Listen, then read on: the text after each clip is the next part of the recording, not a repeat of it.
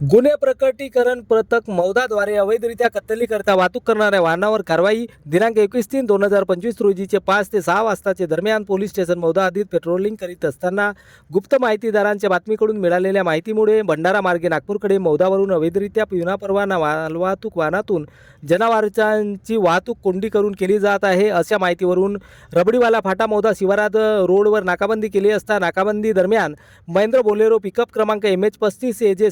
2777 आणि Mahindra Bolero pickup क्रमांक MH35 AJ 2943 अशा दोन वाहने मिळून आली आणि दोन्ही मालवाहू वाहनामध्ये 23 गाई व 3 बैल असे एकूण 26 गोवंश जनावरे अत्यंत निर्दयतेने कोंबून आखूड दोरखंडाने बांधून जनावरांची चारा पाण्याची व्यवस्था न करता कत्तलीकरता वाहतूक करीत असताना आढळून आल्याने महिंद्रा बोलेरो पिकअप क्रमांक दोन्ही वाहनांवर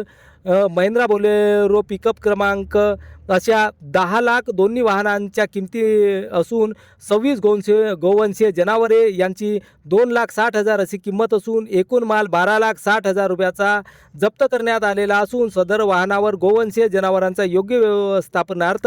गोरक्षण केंद्रात दखल करण्यात आलेले आहे. दोन्ही वाहनांचे चालक आरोपी नामे आदित्य उत्तम कांबळे वय 25 वर्षे राहणार घोटी तालुका गोरेगाव जिल्हा गोंदिया, प्रतीक कार्तिक मेश्राम वय 21 वर्षे राहणार इंजेवाडा तालुका भंडारा, सम्राट कांतीलाल येवले वय 32 वर्षे राहणार इंदिरानगर गोरेगाव जिल्हा गोंदिया, संदीप मनोहर राऊत वय 32 वर्षे राहणार डौकी तालुका देवरी जिल्हा गोंदिया यांचे विरुद्ध कलम 11(1)(ड),